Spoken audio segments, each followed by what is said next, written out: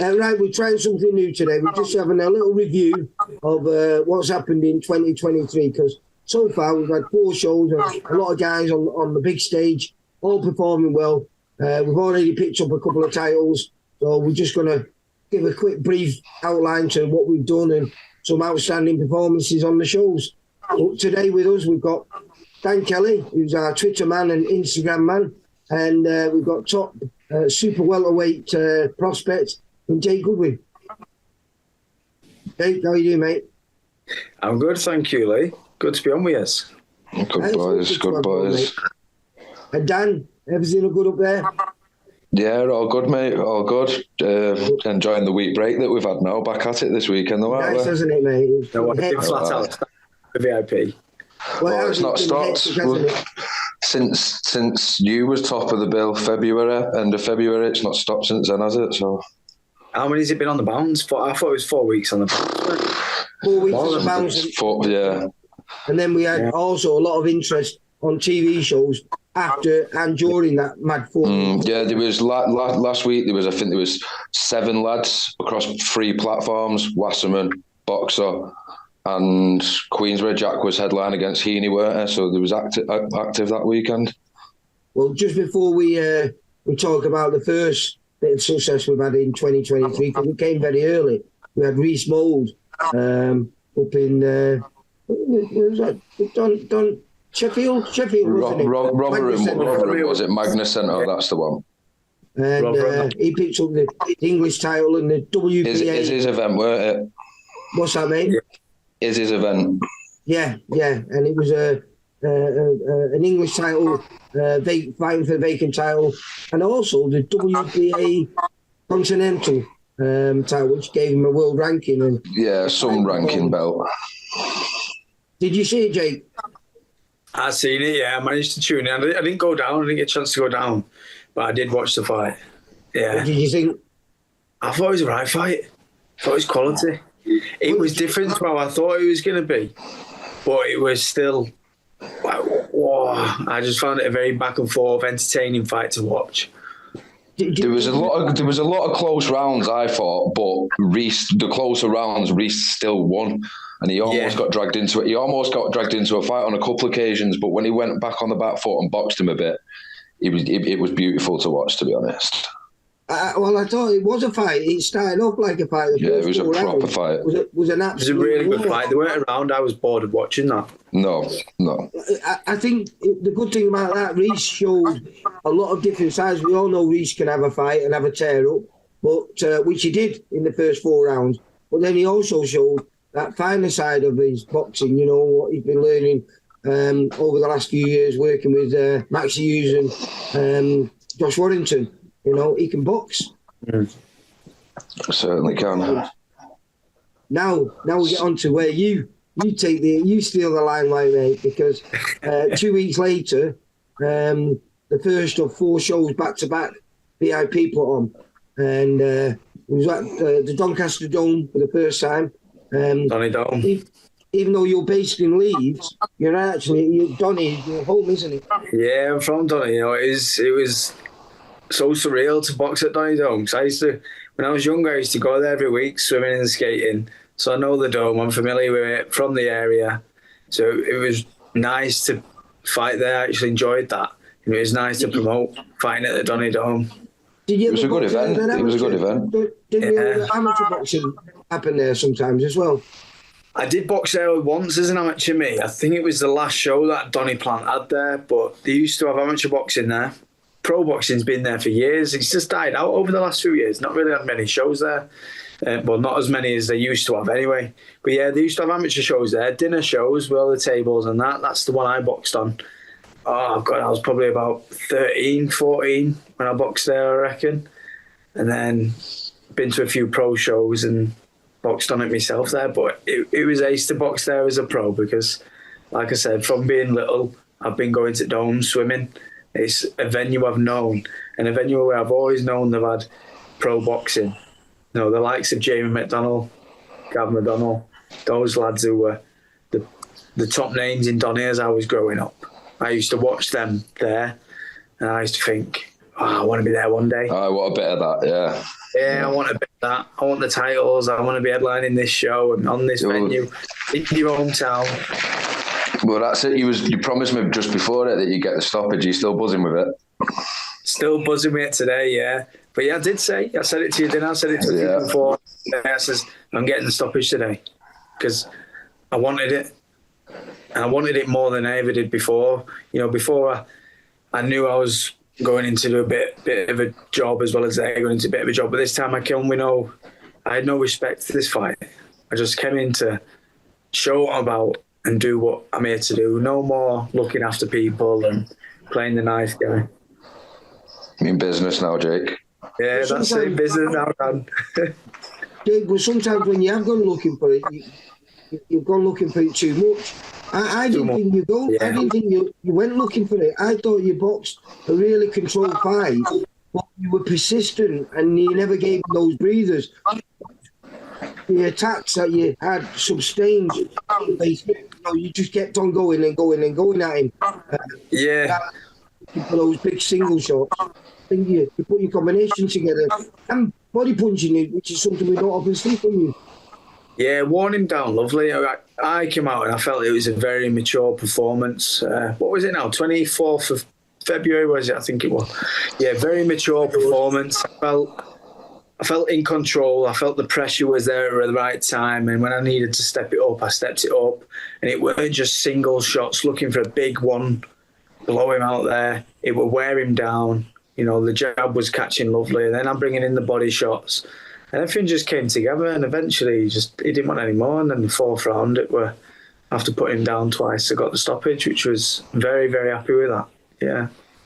Still 4 rounds in the bank as well. Yeah, that's it. Because I want to get as many rounds in the bank as I can. Because as much as you wanted to take him out of there, you don't have to rush it. There's no rush. Not with these type of guys while you're still on the small or because you're still the learning phase. So a few extra rounds banked and you got the stoppage. It's win-win. That's it. Well, I'm not on telly. I may as well get the rounds while I can. And then make it exciting when I'm on the telly. Get these early stoppages. Well, I mean, you can look at it that way, but also, if you are exciting, it's something that we can push you towards it easier. You can show them the results. This is the kid that you want to see on telly. You can look at those fights, but I think you have been very exciting in all your fights, mate. But I just think you were actually very exciting in this fight, but just controlled. You were very methodical about what you did in there and very, very persistent. And I think that's what did it. That kid after the first round didn't really want to be in there with you. Yeah, you could take it. He was frustrating in the corner. You could see him pacing and looking for his towel, complaining about his hand, I think he was. He didn't want to be in there. Thinking about lots of things, mate. Yeah. Well, me and Dan had a conversation after, and we were saying, he's a lad that's fighting on the away corner on TV shows, giving lads a hard time. He's on TV giving people a hard time, and I'm making a nice night's work of it on the small hall. Definitely with Serge, especially when you pass the chin check. Serge, that's a big check there. He's on the TV giving upset. He does. He always comes to rumble. It's that notorious big overhand, right? He's notorious for it, innit? And you passed it. I tell people all you have to do is tweet his name, and he's rated so highly. Everyone rates him. Oh yeah. Did he not box in the Olympics? Or was he not in for the Olympics? I thought so. Wasn't it? Yeah, he boxed. See, and people don't realise that just because they've had X load of amateur experience or been in and around an Olympic setup, they'll still go down a different route, like the journeyman route, and he's going on, and he's still earning good coin on the road, Serge. He earns good coin when he does it, especially when he can box every 2 to 3 weeks, don't get caught, and he's happy. Yeah, these boys earning more than us. Yeah. It's a full-time living for him, isn't it? Yeah. They're earning on these smaller shows. They're earning more than us in the home corner. Yes. Yeah. It's a hard way to learn, though, isn't it? It's a very hard way to learn. I'm not sure I'd want to do that. I think I'd rather be a prospect with potential of winning titles and earning real big money on the big stage. That's it. But that's where I want to go. You have to pay your dues, don't you? And it's something that is normally 3 or 4 years into your career before that happens, and that's even if you're lucky. Yeah, that's it. Who else was on? Yeah, who else was on the card that night? Hash, a few others. Thought Hash boxed really well against Lee Hallett. That was his first 6 round as well. Yeah, really well. He looked really comfortable.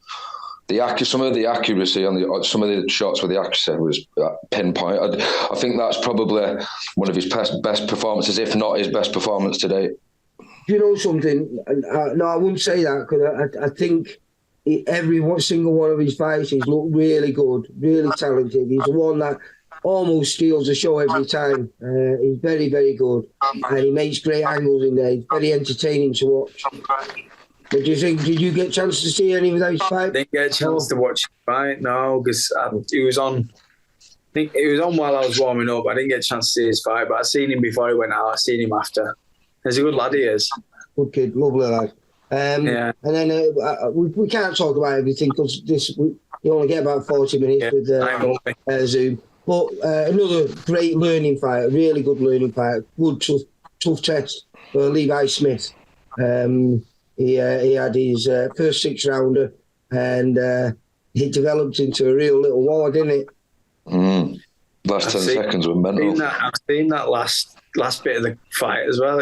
I think I was watching the last 30 seconds or so, where the clip came up somewhere, and it's like, goes from nothing, 0 to 100. Well, he's done that. But the kid who he boxed, Daryl Tapfuma, he's done that a couple of times. He did it with Joe Cavanagh on the Liverpool show the following week. Yeah. I've seen that as well, yeah. I think that might be the one I'm referring to, actually. Not Lee. I seen the kid, but I just recognised him from fighting the week before against Lee. I think it was when you reviewed the fight, actually, Lee.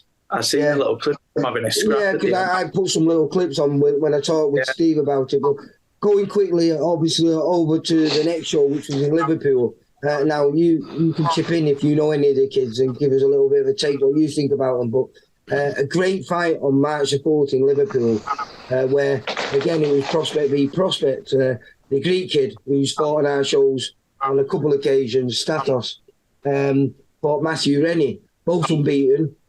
No reason to do it except for, bragging rights and a W behind your name. But they both took it on, and it actually was a great fight, which Matthew Rennie come out on top. Yeah, well, I think it was Steve's interview with you the weekend after the weekend, and Matthew is one of the lads that wants to go on to the telly shows now, and that performance will do him a world of good. Yeah. Have you ever seen anything of Matthew Rennie, Jake? I haven't. No, I only know him from the amateur days. But he was a good amateur, wasn't he? I think he won a silver medal. I can't remember what he did. I think he won a silver medal at the Youth Commonwealth Games.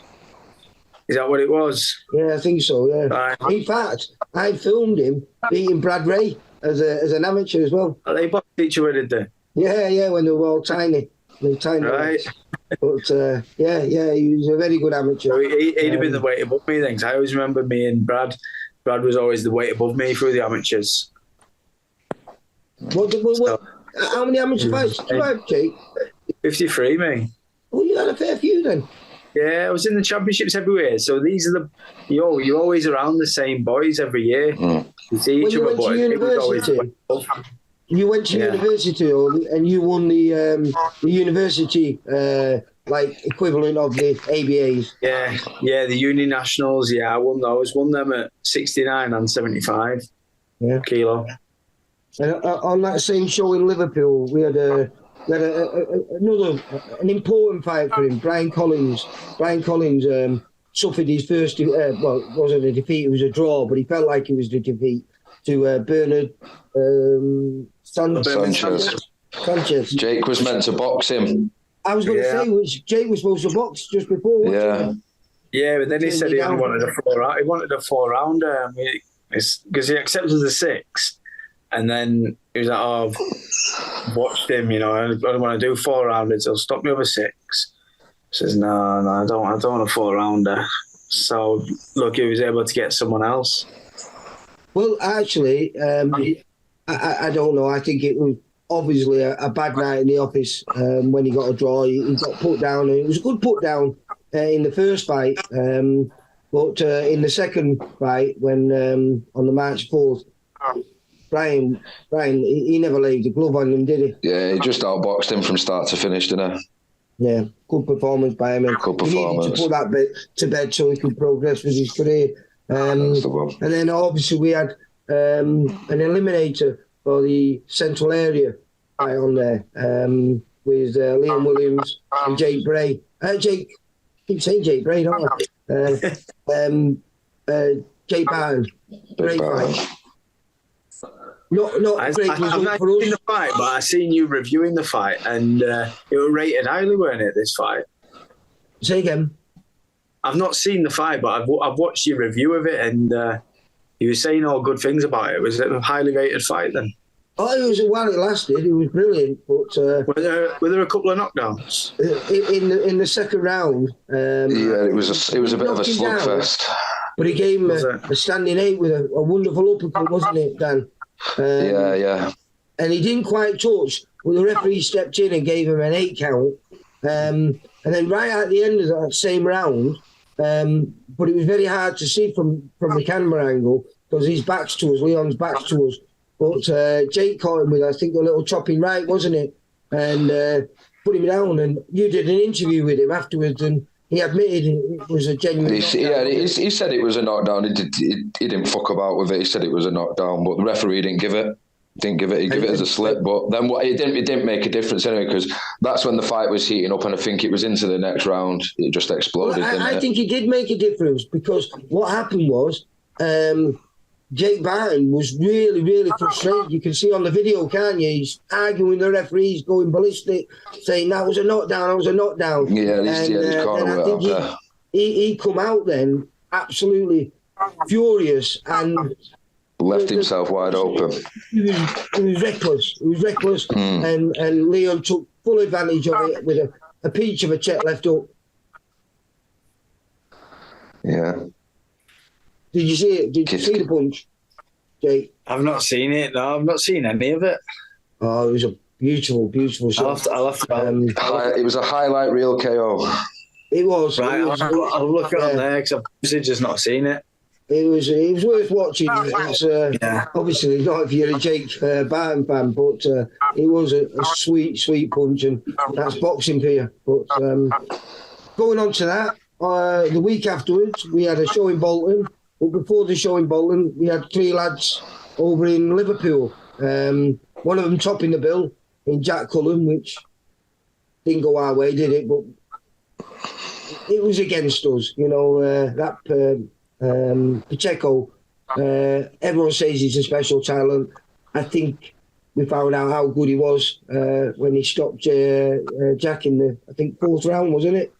Yeah, it was the 4th. You've got to admire the set of bollocks on Jack, though, for taking this. I mean, he's meant to be Matchroom's next big thing. They bring him over here. The cards were stacked against Jack, and he still stepped in with him. Not many people would have took that fight. No.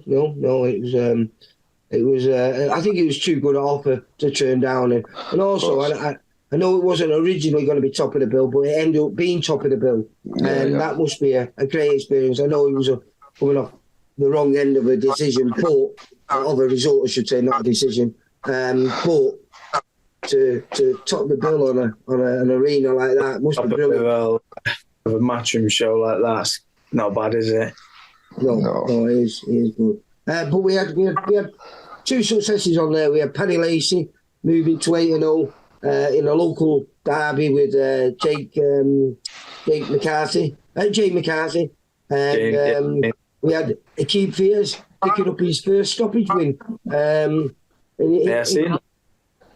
Well, everyone said it was his first real test, but I think he's had tougher tests than that, actually. Dean Dodge had a very good record, but I think Akeem controlled the fight from start to finish.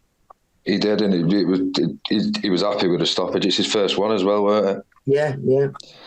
Yeah, well, took him. Hey, you beat him, mate. Only took you 6. It took Akeem 11 fights before he got his stoppage. So it's only took me. But then we had our little Bolton show, and we had again, it was a big card. I think there was 11 or 12 fights on there. We're just going to briefly touch on the outstanding ones, and top of the bill was Luke Evans, and he made what could have been a very hard fight very, very easy. What do you think, Dan? Yeah, I think it was easier than expected. But like you said, that's credit to Luke, because he could have made it a hard fight. And he keeps saying it's now or never. And Matthew's got a lot of faith in him. So to get a good 8 rounds in the bank against I won't say a journeyman, it's a danger man we was calling him, weren't we? Yes. So it's definitely a good start to the year. Yeah, he's had some good wins, and I think he's boxed over here a bit, hasn't he? Yeah. I'm not sure. I think he's had a few over here. He just fought Jake James previously. Jake had beat him. That was it. But then he went over to Spain and picked up a couple of good wins over there. So he was coming into that fight with good form, and you wouldn't have known that, because it was quite a polished performance by Luke Evans. Never in any trouble at any point in the whole. Well, if you get wins, coming in with confidence. Yeah, exactly. But obviously he was topping the bill, but we had a couple of outstanding performances on there. We had 2 first-round stoppages, which is not normal for our shows, but we had Travis Walters. I think he kick-started the show, and he got a first-round stoppage over the kid that I just watched a few weeks ago up in Newcastle. Give one of our fighters a hard fight. And was it? He fought Joe Hardy. It was a change of opponent, wasn't it? Joe Hardy fought. I think he'd only ever been stopped once before in a great fight with Craig Miles. And he bullied him. He bullied him from start to finish. It was a fine performance by Travis. Yeah, I missed them, didn't I? I missed them because I was at Bolton, Liverpool with Paddy and Akeem. Of course, you go down. Jacob Rowe got his a first round stoppage as well, didn't he? And everyone's talking quietly. And I mean, it's nice that he's going about it on the small hall scene, and it's nice that he's a VIP fighter, because he's been mentioned in the same sentence as Azeem and stuff like that, which is nice. No pressure, lads. Second one on the bounce. He said, "Have you ever done any sparring with him?" Jacob Rowe, Jake. No, he's smaller than me, isn't he? But he's a welterweight. He's a welterweight. So is it? I thought he was smaller than one. Right. I didn't know what weight he was. Between. No. He perhaps could make super lightweight if he wanted at present. Right. But he feels that when he goes for titles, it's going to be at welterweight, so he might as well just grow into being that. And he feels at this level, he's strong enough to cope with anything that we throw at him. And he doesn't mind what we throw at him. But the last 2 fights, 2 first-round stoppages, once against a kid who very, very rarely gets stopped in Pons Alexander, and certainly never in the first round. And then last time out is the guy I mentioned before. I'd watched him 3 weeks earlier fighting Newcastle, and he gave one of our kids a really good fight, and Jake took him out in 1 round, and it was quite brutal. Didn't want to know. Like your opponent, mate. Didn't want to know, mate. Didn't want to know from the first round. Yeah. Well, it only lasted 30-odd seconds, so it was hard to judge it from that. But he landed some absolutely peach of right hands, well placed, weren't they, Dan? Again, you said you weren't there, were you? I have watched them back, though, on YouTube now. I have watched them back. For the following week, that was at Wigan. Well, Johnny Boy Kyler and Reese. Well, you would have had a lot of interest in this one, wouldn't you? Same weight, innit? Yeah, same weight. So I took a trip over. I also had stablemate Kira Carter on that as well. So I was killing 2 birds with 1 stone going there. I was watching Kira, and then went over to watch that fight as well, because it's my weight. So I was interested in that fight. Yeah. It was a good stoppage. I thought they both boxed reasonably well for as long as it lasted, but I didn't see it going the distance anyway. It was bragging rights as well. Won it for the tournament. It's a hard thing, Look, you're doing that. Was that your 3rd 6th round the last time out, Jake? Was it your 3rd 6th round? That was, yeah. And it's a big step to jump from 4 to 6. But to jump after only completing 1 6-rounder, I think that's all Johnny done. 1 6-rounder. Straight into a 10 rounds. It's a big jump. It's a bit of a rush, isn't it? Going straight into a 10 there. But they were both up for it and they both took it. So credit to them for doing that, because it is a massive jump doing that. Only 1 6-rounder, both of them. And that was was before Christmas, was it? Yeah. So it's before Casey. November, I think it was, wasn't it? Yeah, I think that's when it was. Yeah, November. Good on them both for taking it and jumping in for a 10. But, well, it was meant to be an 8, weren't it? Then they got offered the belt. Yeah, that's right, yeah. Well, that's when everything aligns together. It was worked out perfect. First of all, I was hats off to all 4 of them for jumping into the competition. None of them needed to do it. They did. And then suddenly, the rewards for that was the winners of the 2 semi-finals get to fight for the first title inside 18 months from hanging up the nest. Yeah, isn't it? Yeah, it really is crazy. But hopefully, Jake, before the end of the year, you want to be looking at something like that yourself? I want to be looking for the end of this year, yeah. Looking at my own title or eyeing some up, for early next year. That's where I want to be. But my main focus now is TV. I'm just so adamant. I'm wanting that TV. I'm ready for that. That's me now. Yeah. You have to have your hair done again, though, for TV, mate. I'll get a fresh trim for that, Lee. I'll use your barbers for all that. Me and Dan go to barbers. Hey, short back and Salford, this, Jake. on that night, we had a couple of other good performances. Young Lennox Lisco and Jake Harrison. Everyone's called Jake. On the VIP books, we've got you, Jacob Rose, Jake Harrison. There's loads of you. There is actually, when you think about it. Yeah. It is the name of the year. You are, mate. And then obviously we had the big upset. We've got to briefly touch on it. We're not going to dwell on it too much. We had a kid that we all expect, and we still expect to go a long, long way. Joe Howarth, but he had a terrible night at the office. Can't take anything. Proper. That was a good fight, though. Out in Scotland, and he said what he was going to do. He said he was going to win, and he did. Yeah, fair play to. Was his trainer? Did his trainer have someone at the Wasserman show the following week? And we seen him. So yeah, you're right, Boris. That's right. So yeah, fair play to him. I mean, John worked at the races. He knows that, but. Is it not better for him to get that sort of performance? If he's going to have a bad performance, it's better to do it now than it is on a bigger time for a title or something, isn't it? Do you know what I mean?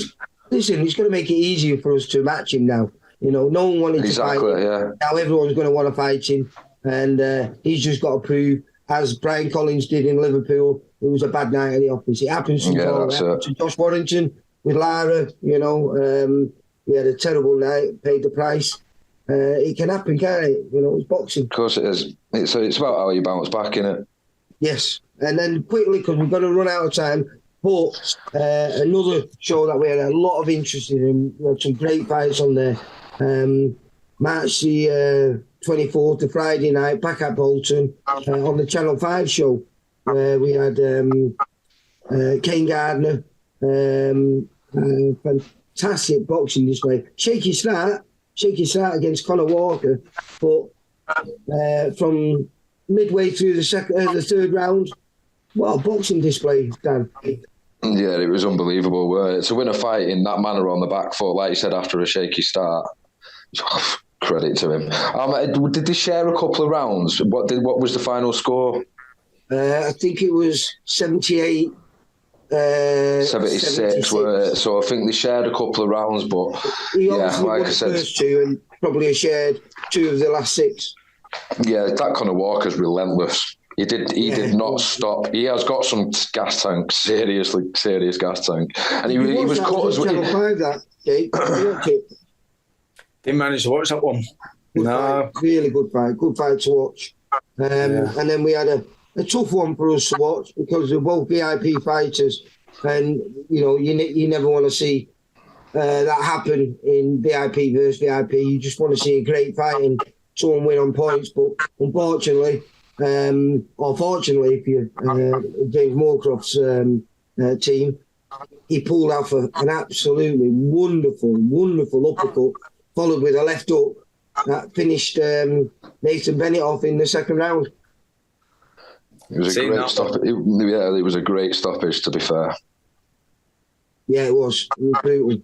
But we won't dwell on it too much because I feel absolutely gutted for Nathan, of course, for James. Hopefully now he's one fight away from the English title, which is fantastic for him because he works really hard.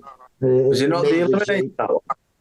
What's that? Yeah, it was a final eliminator, weren't it? Final, yeah. So, yeah. Mm-hmm. Brilliant. But now he's one fight away from, something that he always dreamt about. When he first kicked over, that was his world title. Now, if he can achieve that, then where else can he go? Which is exciting, isn't it? And then Ash Moran, a fantastic debut, wasn't it? The first round stoppage. I think he's retired on the end of his. Yeah, he's retired on his still. He didn't want same again. Didn't want to know, but he was a floater. So and when you're been placed as a floater and it's on your debut, it's like, will you make your debut? Won't you make your debut? And luckily with Channel 5 in the time, there was a big gap, so we got out, pummeled the kid. Well, I think it was because of Moorcroft, because of that stoppage. That was it. Yeah. But we're going to have to move quick now because we've only got a couple of minutes left. Nathan, there was two shows we had. We had two kids on the Manchester Arena, the Coley show, and we had Jack Flatley topping the bill against Nathan Heaney. A great fight. Like Jack always does, he's always game as I don't know what, but going in with a bigger guy, much heavier than him. He's a natural light middleweight. He's a big middleweight. But he gave him a lot of trouble, didn't he? I've not actually seen the fight back yet because I was at Manchester with Casey and Brian. I've seen the Kane Baluta fight that was meant to be one of the fights of the year, but I've not seen the Jack's. I've seen clips, but I've not actually seen the fight fully yet. He didn't win, but he was game and it was really entertaining. It was fun to watch. I even think Jack enjoyed it as well because he's a bit of a sadist. But quickly going on to it, Brian Phillips, he didn't win the fight. But again, as always, game as I don't know what. He always gives a good account of himself, doesn't he? Did. Yeah, and I don't think Casey got as much credit as the commentators was giving him, as much as he deserved. He got no credit. Yeah, no credit. Yeah, did he? No, it's just a shame. And I watched it. Yeah, I thought they fully disregarded of him. Didn't talk about him at all, did they? Well, I get he's in the away corner, but you still give someone at least a little bit of credit. It's like he was non-existent. It's like he was just in the away corner. Yeah, doesn't matter who it was. They could have built that up in the commentary as a 50-50 fight. They could have built that up better than what they had. Yeah, but do you not think he held his own there? I mean, there was a good argument for those last two rounds for him to. Last round. We watched the third round back. We watched the third round back in the dressing room afterwards, and it was a shit knockdown, but it was definitely a knockdown. Well, that round would have been shared, and then if he would have got the knockdown, then he would have won that 10-8. Yeah. Then he would have won the fight if you would have scored it the way I was seeing it. I don't know what you think. Yeah, I agree with that. Yeah. What do you think, Jake? I don't think the scoring was as close as it should have been. No, it certainly wasn't 40-37, was it? Which is what they said. And like I say, I think people's opinions at home have changed. For all boxing info, news and latest interviews, amateur and pro, across the north, click and subscribe. VIP Boxing Promotions. Also, Twitter, Instagram and Facebook.